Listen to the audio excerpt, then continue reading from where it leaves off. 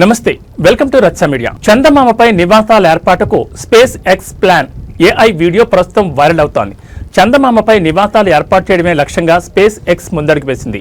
వచ్చే 10 ఏళ్లలోనే చంద్రుడిపై ఒక నగరాన్ని నిర్మిస్తానని ఎలాన్ మస్క్ తాజాగా ప్రకటించారు. దీనిపై నెటిజన్లు స్పందిస్తూ 2042 నాటికి చంద్రుడిపై జీవనం ఎలా ఉంటుందో చూపిస్తూ ఏఐ సాయంతో రూపొందించిన వీడియోను షేర్ చేశారు. ఈ వీడియో ఇప్పుడు నెట్టింట తెగ వైరల్ అవుతోంది.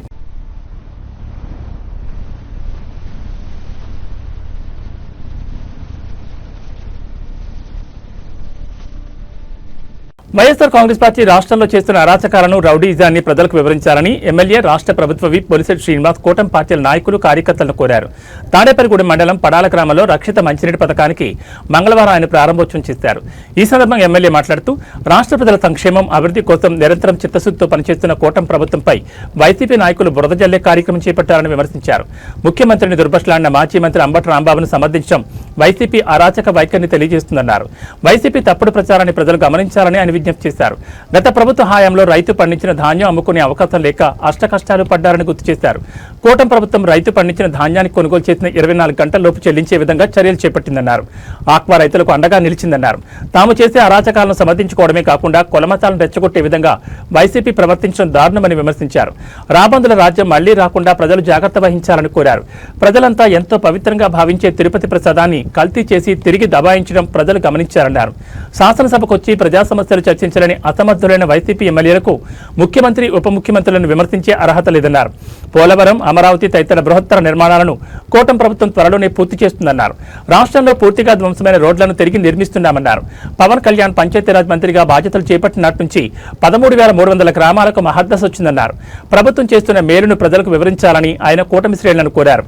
ఈ కార్యక్రమంలో మార్కెట్ యార్డ్ చైర్మన్ చాపల మంగాభాయ్, మండల జనసేన పార్టీ నవాబ్పాలెం సొసైటీ అధ్యక్షులు అడప ప్రసాద్, నాయకులు Kattubaina Venkatalakshmi, Paluri Venkateswara Rao, Paipoyina Venkataramanayya, Vadapalli Subbaraju, Ramalakshman, market yard committee నెంబర్లు, కూటమి నాయకులు, కార్యకర్తలు పాల్గొన్నారు.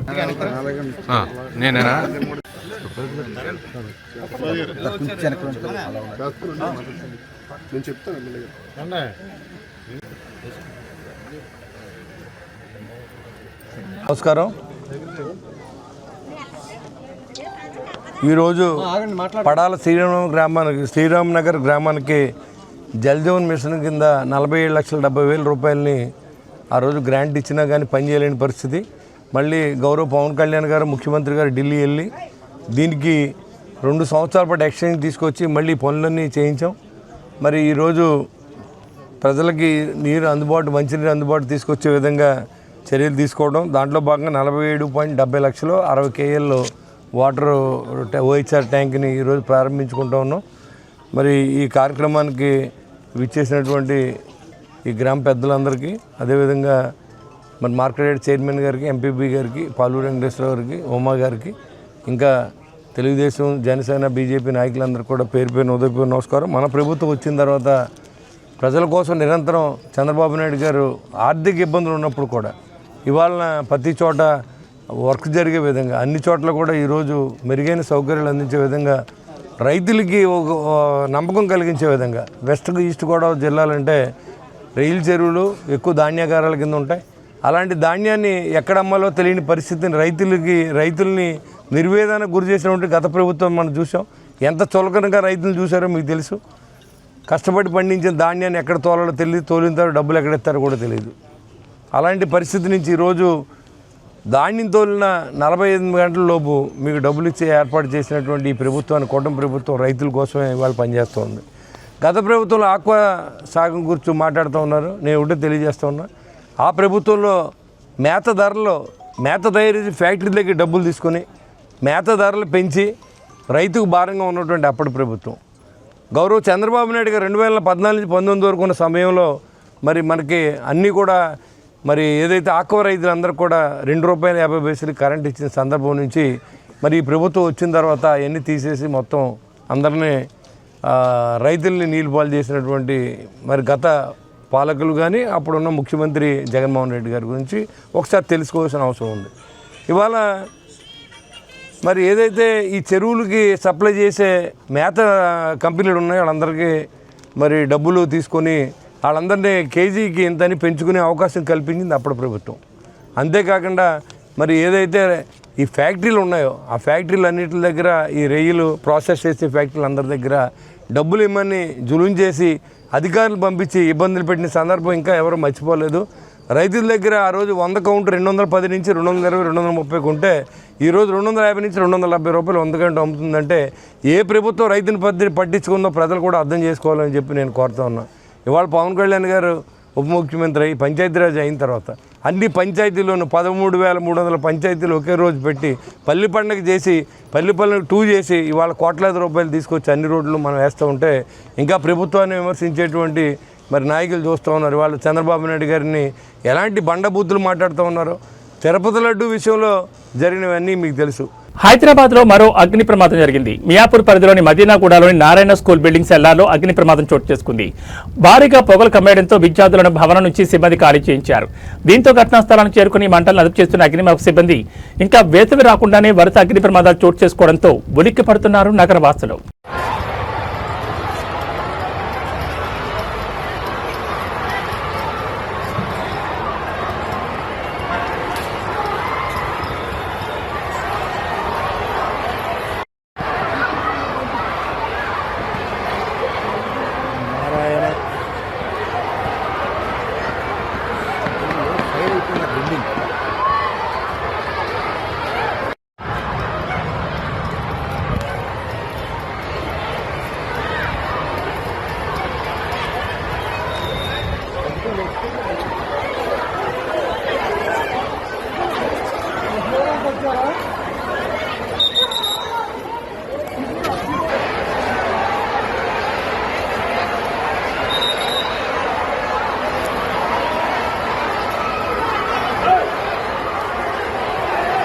శాంతి, సోదరభావం, ఆధ్యాత్మిక ఉన్నతే లక్ష్యంగా నిర్వహిస్తున్న ఇస్లామియా ధార్మిక మహాసభలను ప్రజలు విజయవంతం చేయాలని రాష్ట్ర ప్రభుత్వ విప్ తాడేపల్లిగూడెం శాసనసభ్యులు బొలిశెట్టి శ్రీనివాస్ పిలుపునిచ్చారు. పశ్చిమ గోదావరి జిల్లా తాడేపల్లిగూడెం ఎమ్మెల్యే క్యాంపు కార్యాలయంలో ఇస్లామియా ధార్మిక మహాసభలు పట్నంలోని ఎన్కే గ్రౌండ్లో నిర్వహించనున్న నేపథ్యంలో ఈ కార్యక్రమానికి సంబంధించి పోస్టర్ను ఆంధ్రప్రదేశ్ రాష్ట్ర ప్రభుత్వ విప్ తాడేపల్లిగూడెం ఎమ్మెల్యే బొలిశెట్టి శ్రీనివాస్ విడుదల చేశారు. ఈ సందర్భంగా ఎమ్మెల్యే మాట్లాడుతూ ఈ సభలకు హాజరయ్యే భక్తులకు, అతిథులకు ఎటువంటి ఇబ్బందులు కలగకుండా అన్ని ఏర్పాట్లు సక్రమంగా జరిగేలా చూడాలని అన్నారు. సర్వమత సౌభ్రాతృత్వంతో అందరూ కలిసిమెలిసి ఉండాలని కోరారు. ధార్మిక చింతన మనిషిని సరైన మార్గంలో నడిపిస్తుంది. ఇటువంటి మహాసభలు సమాజంలో శాంతిని, సామరస్యాన్ని పెంపొందించడానికి ఎంతో దోహదపడతాయని అన్నారు. ఈ కార్యక్రమంలో షేక్ బాజీ, కాజా రహమతుల్లా, షేక్ షంషుద్దీన్, అంబటి వాసు, కూటమి నాయకులు పాల్గొన్నారు.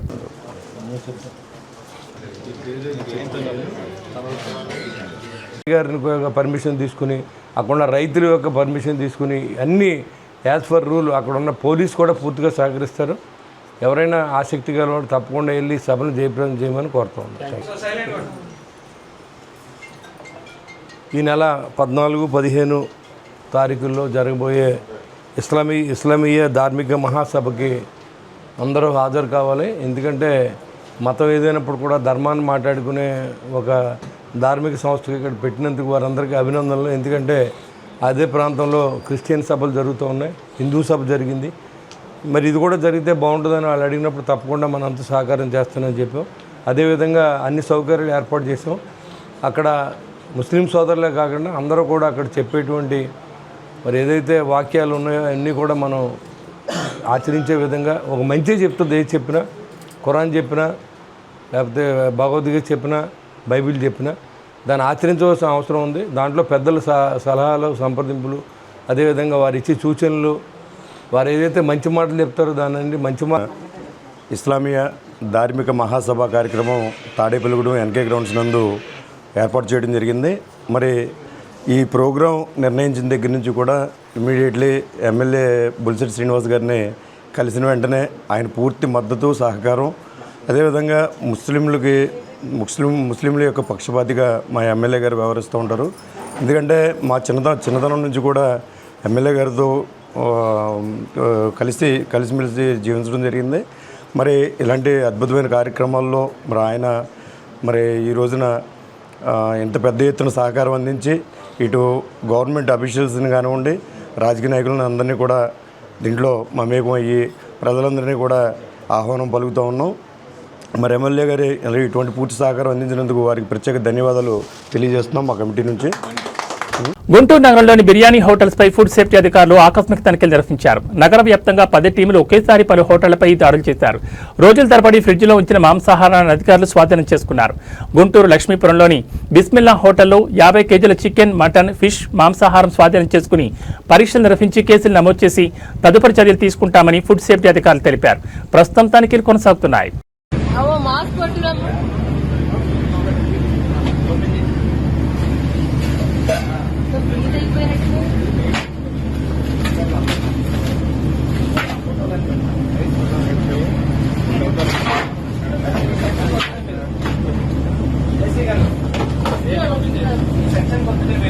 అదే బయటికి వెళ్ళిపోతారు.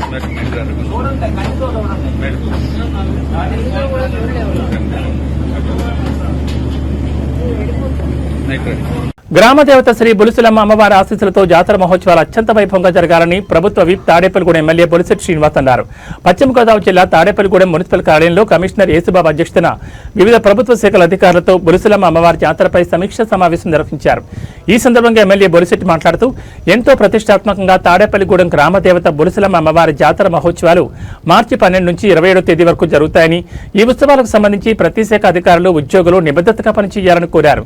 గతంలో తాను మున్సిపల్ చైర్పర్సన్గా ఉండగా 2014 సంవత్సరంలో జాతర మహోత్సవాలు జరిగాయని, మళ్లీ తాను ఎమ్మెల్యే అయిన తర్వాత ఈ సంవత్సరంలో జాతర మహోత్సవాలు మళ్లీ జరుపుకుంటున్నామని, అంతా అమ్మదయని, ఈ జాతర అత్యంత వైభవంగా జరిగేలా ప్రతి ఒక్కరూ సహకరించాలని అధికారులను కోరారు. ఇదే సందర్భంలో జాతరకు స్థానికంగా ఉన్న 3 పోలీస్ స్టేషన్ల సిబ్బంది సరిపోకపోతే జిల్లా స్థాయి నుంచి పోలీస్ సిబ్బందిని తీసుకొచ్చే విధంగా ప్రయత్నిస్తామన్నారు. ఈ జాతర విషయమై కలెక్టర్ వారికి, జిల్లా ఎస్పీకు కొన్ని ప్రత్యేక అనుమతుల కోసం లేఖలను సిద్ధం చేయాలని అధికారులకు సూచించారు. అదేవిధంగా జాతర ప్రారంభించే సమయానికే రోడ్డును పూర్తి చేయాలని ఆర్ఎండ్బీ అధికారులను కోరారు. అగ్నిమాపక శాఖ, వైద్య సిబ్బంది, రెవెన్యూ, పురపాలక శాఖ అన్ని శాఖల వారు సమన్వయంతో జాతరలో ఏ ఒక్కరికి ఇబ్బంది లేకుండా సహకరించాలని కోరారు.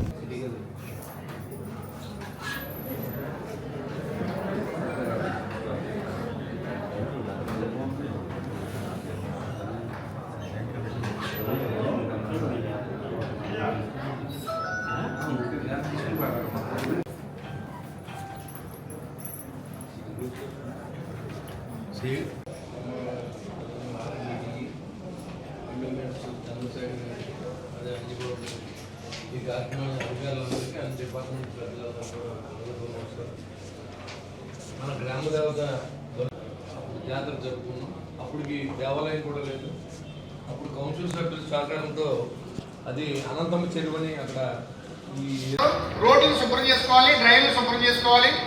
మనం ఆరోగ్యవంతంగా ఉంటేనే మన జీవనం మెరుగైన జీవనం సాధిస్తాం అనే సంకల్పం ప్రజల్లోకి వెళ్ళాలి. అప్పుడు మాత్రమే స్వచ్ఛ సర్వేక్షణ ర్యాంక్ సాధించడానికి అవకాశం ఉంటుంది. కనుక మీరు చేయవలసింది ఏంటంటే ముఖ్యంగా గౌరవ శాసనసభ్యుల వారు కూడా ఈ కార్యక్రమంలో ఇన్వాల్వ్ అయ్యి, అంటే వారికి చాలా అత్యవసర పని ఉన్నా కానీ మనం చెప్పగానే ఈ కార్యక్రమంలో ఇన్వాల్వ్ అవ్వడానికి కారణం ఏంటంటే మీ నుంచి ఫీడ్బ్యాక్, అంటే మీ నుంచి అంటే మీ కింద ఇంచుమించు ఒక ఆర్పీ దగ్గర, రిసోర్స్ పర్సన్ దగ్గర ఇంచుమించుగా 200-300 మంది సభ్యులు ఉంటారు.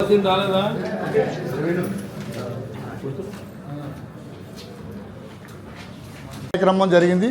ఇప్పుడు మళ్ళీ ఇదే పుష్కరాల టైప్లో ఇదే 12 సంవత్సరాల తర్వాత మళ్ళీ ఇప్పుడు జాతర కార్యక్రమం మార్చి 12 తారీఖు నుండి 27వ తారీఖు వరకు ఈ జాతర కార్యక్రమం మన తాడేపల్లిగూడెం పురపాలక సంఘంలో జరుగుతుంది. కనుక అది భారీ ఎత్తున మంచిగా చేసి రాష్ట్రంలోనే ఈ జాతరని మంచి పేరు తేవడానికి ప్రయత్నం చేయడం ఉద్దేశంగా ఈ రోజున మన పురపాలక సంఘంలో సమావేశం ఏర్పాటు చేసిన ఈ సమావేశానికి ఇచ్చేసినందుకు మన గౌరవ శాసనసభ్యుల వారికి, మీ అందరికీ కూడా హృదయపూర్వక నమస్కారాలు. ఈ జాతరను ఉద్దేశించి వివిధ డిపార్ట్మెంట్ అధికారులు అందరితోటి కోఆర్డినేషన్ మీటింగ్ ఇప్పుడు గౌరవ శాసనసభ్యుల వారు ఏర్పాటు చేయడం, దాన్ని అంటే జాతరను ఎలా ముందుకు తీసుకెళ్తే బాగుంటుంది, ఇంకా ఏ రకంగా మనం సలహాలు సంప్రదింపులు తీసుకుని ఆల్ డిపార్ట్మెంట్స్ తోటి కోఆర్డినేషన్ మీటింగ్ ఏర్పాటు చేశారు. ఈ కార్యక్రమాన్ని గౌరవ శాసనసభ్యుల వారు ప్రారంభించవలసిందిగా కోరుతున్నాం సార్. Thank you sir. ఇప్పుడు మనం ఉన్న ప్రభుత్వం కూడా స్వచ్ఛ భారత్కి ముఖ్య పాత్ర వహిస్తూ, ముఖ్యంగా ప్రధాన పాత్ర ప్రజల ఆరోగ్యంగా ఉంటే మన రాష్ట్రమైనా, పట్టణమైనా, దేశమైనా సస్యశ్యామలంగా ఉంటుంది. ప్రజల ఆరోగ్యం చాలా ముఖ్యమని ఈ ముఖ్య ఉద్దేశంతో ఈరోజు ప్రభుత్వం స్వచ్ఛ భారత్ మీద చాలా ఎఫర్ట్స్ పెట్టి ప్రజల ఆరోగ్యానికి చాలా ముఖ్య పాత్ర వహిస్తున్నారు. దాంట్లో ఏంటంటే మెయిన్ మనం తడి పొడి చెత్త, ఇంటి నుంచి వచ్చిన వ్యర్థాలు తడి పొడి చెత్త విడదీసి ఇవ్వడం, విడదీసి ఇచ్చిన వ్యర్థాలను తడి చెత్తను కంపోస్ట్ ఎరువుగా పొడి చెత్తను మళ్ళీ వేరు చేసి ప్రాసెస్ చేసి మనం ఆ డంపింగ్ యార్డ్ అంతా క్లీన్ చేసి అక్కడ చాలా లోతు 20 అడుగులు 30 అడుగులు లోతుకి వెళ్ళి అక్కడ అమ్మవారి గుడిని స్థాపించడానికి ఆ రోజు కారణం జాతర ఏర్పాటు చేయడం. జాతర ఏర్పాటు చేసే రోజుకి చిన్న గుడి షెడ్లాగా ఉండేది. అలాంటిది ఇవాళ అమ్మవారు ఇక్కడ పేవారంలో కూడా మా ఊళ్ళమ్మ తల్లికి లేనటువంటి స్థలాన్ని ఈ కౌన్సిల్ అమ్మవారి పేరున 4 ఎకరాలను కూడా కౌన్సిల్ తీర్మానం చేసి దాంట్లో వివిధ అభివృద్ధి కార్యక్రమాలు చేపట్టే విధంగా ఆ రోజు ఉన్నటువంటి కమిటీ సభ్యులు కానీ మనం కానీ కౌన్సిల్ కానీ అప్పుడున్న అధికారులు కానీ సహకారంతో ఆ గుడిని మనం కట్టుకున్నాం. ఆ తర్వాత గడిచిన 12 సంవత్సరాల నుంచి కూడా దానికి జాతర చేసే అవకాశం మరి కుదరలేదు. అమ్మవారు దయతో మళ్ళీ మనం ఈరోజు మనం చేసుకుంటే అమ్మవారిని ప్రశాంతమూర్తిగా చేసుకున్నాం. కోపోద్రంగా ఉండే అమ్మవారి విగ్రహాన్ని మళ్ళీ మన శాంతమూర్తిగా మార్చుకుని మరి అమ్మవారి ఆశీస్సులతో ఈ తాడిగూడ ఆడపడుచులు అందరూ బాగుండాలి, అదే రాష్ట్ర ప్రజలంతా బాగుండాలి, అధికారులంతా బాగుండాలి అనే ఆలోచనతో ఈ జాతర కార్యక్రమాన్ని మనం చేస్తా ఉన్నాం. మీరు పెద్ద ఎత్తున జరుగుతున్న జాతరలు మీరు చూసారు లేదు. ఇవాళ ఏలూరులో చాలా బాగా జాతర కార్యక్రమం ఏర్పాటు చేశారు. దాన్ని మించి చేసే విధంగా మనం ఈ తాడిగూడలో చేయాలని అనుకున్న అందరికీ కూడా ఇక్కడ అవకాశం ఇవ్వడం జరిగింది. ఈ కమిటీలో చోటు ఉంటుంది. అందరూ కలిసి మనం ఈ యొక్క ఉత్సవాలని బాగా చేయడానికి మెయిన్ పోలీస్ డిపార్ట్మెంట్, మున్సిపల్ అధికారులు, అదేవిధంగా R&B అధికారులు కూడా రిక్వెస్ట్ చేస్తూ ఉన్నాం. కాంట్రాక్టర్ గారితో వచ్చే నెల 12వ తారీఖుకి నాకు ఈ నెల 15కి అప్ చెప్తానని ఆయన మాట ఇవ్వడం జరిగింది. కానీ పని మొదలు పెట్టలేదు. దయించి ఈ 15వ తారీఖు 12వ తారీఖు లోపల ఈ రోడ్డు పూర్తి చేసుకుంటే వచ్చిన ప్రజలంతా కూడా సంతోషించారు. విదేశాల నుంచి ఇతర ప్రాంతాల నుంచి వస్తారు. మన ఊరు బాగుంటే మనకు మంచి పేరు వస్తుంది. దానికి మీ అందరి సహకారాన్ని అందిస్తూ మరి కాంట్రాక్టర్ గారితో మాట్లాడి అది కూడా చేయించవాలని కోరుతూ ఉన్నాం. అదేవిధంగా ఊరంతా లైటింగు, మైకులు, జరిగే పూజలు అన్నీ కూడా భక్తులందరూ వినే విధంగా కూడా కమిటీ ఏర్పాట్లు చేస్తూ ఉన్నారు. అందరికీ గాజులు పంపిణీ జరిగింది మొదటి కార్యక్రమంగా. అలాగే నిత్యాన్నదానం కూడా ఎప్పుడూ జరిగే విధంగా కొంత డబ్బుని మనం అమ్మవారి అకౌంట్లో వేసి ఆ డబ్బుతో నిత్యాన్నదానం చేయడానికి కూడా ఒక ఏర్పాట్లు చేయాలని నా ఉద్దేశం.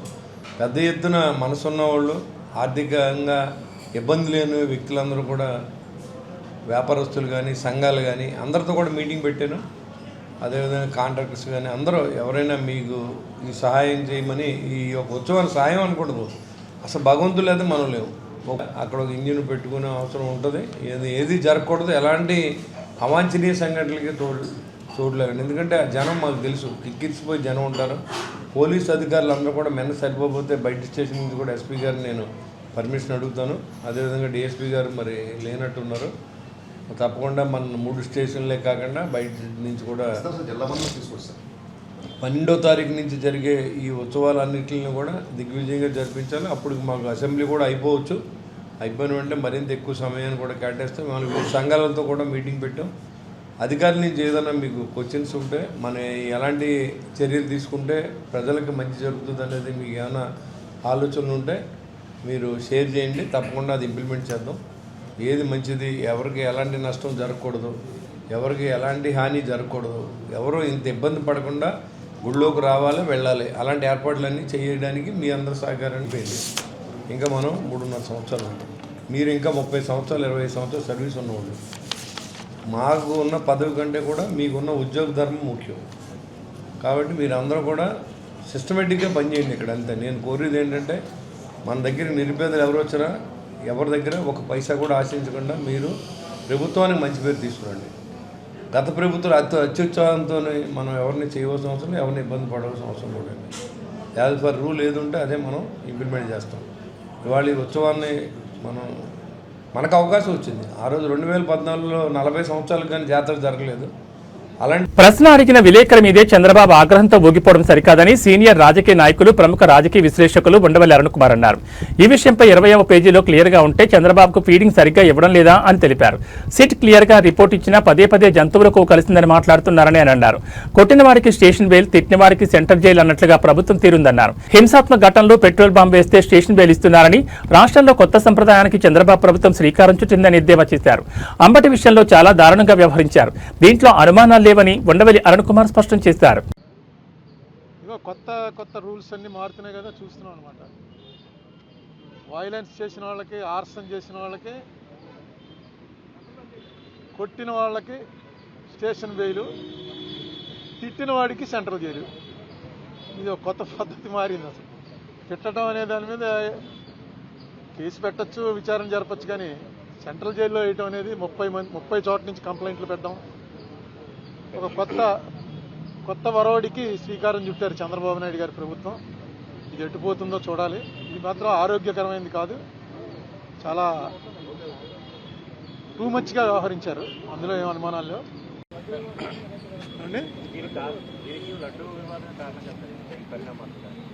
లడ్డూ వివాదమే నేను ఇప్పుడు వచ్చే ముందే చూశాను.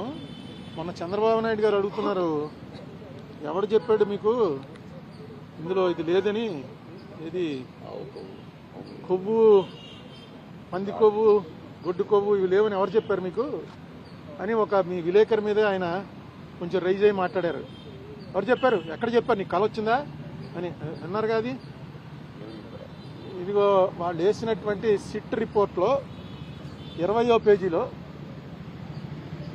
ఏమైనా ఎంత క్లియర్గా ఉంటే ఎందుచేత చంద్రబాబు నాయుడు గారికి వాళ్ళు ఇచ్చే ఫీడింగ్ సరిగ్గా ఇవ్వలేదో నాకు అర్థం లేదు.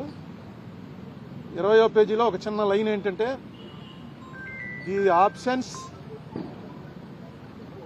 The absence of cholesterol in the samples also suggests that the chance. Andhra Pradesh రాష్ట్ర మంత్రి, తెలుగుదేశం పార్టీ సీనియర్ నాయకులు కింజరాపు అచ్చెన్నాయుడిని తెలుగుదేశం పార్టీ రాష్ట్ర ఆర్గనైజింగ్ సెక్రటరీ, కొవ్వూరు నియోజకవర్గ పరిశీలకులు తాడేపల్లిగూడెం పట్టణ మున్సిపల్ మాజీ వైస్ చైర్మన్ విజయవాడ క్యాంపు కార్యాలయంలో మర్యాదపూర్వకంగా కలిశారు. ఈ సందర్భంగా పలు విషయాలపై మంత్రితో గొర్రెలు చర్చించారు. తాడేపల్లిగూడెం తన వార్డులో సమస్యల విషయం మంత్రి దృష్టికి తీసుకువెళ్లారు గొర్రెల శ్రీధర్.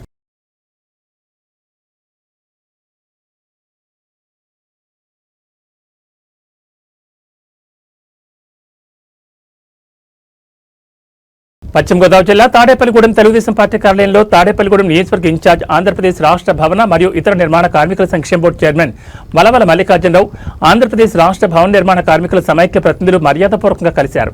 ఈ సందర్భంగా రాష్ట్ర వ్యాప్తంగా నిర్మాణ కార్మికులు ఎదుర్కొంటున్న సమస్యలు, వారి సంక్షేమ పథకాలు, జీవన భద్రతకు సంబంధించిన పలు అంశాలను చైర్మన్ దృష్టికి తీసుకువెళ్లి వినతి పత్రాలను సమర్పించారు.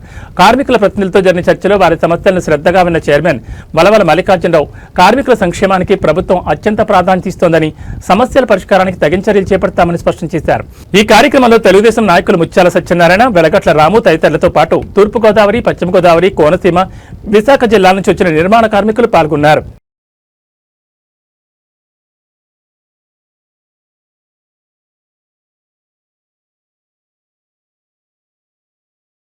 ఢిల్లీలో కేంద్ర రైల్వే శాఖ మంత్రి అశ్విని వైష్ణవ్తో ముఖ్యమంత్రి చంద్రబాబు నాయుడు సమావేశమయ్యారు.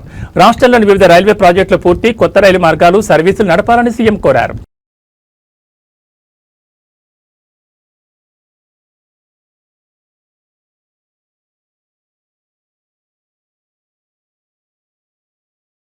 ఏబీ బులెటిన్ విశేషాలు మరో బులెటిన్లో మళ్ళీ కలుసుకుందాం. నమస్కారం.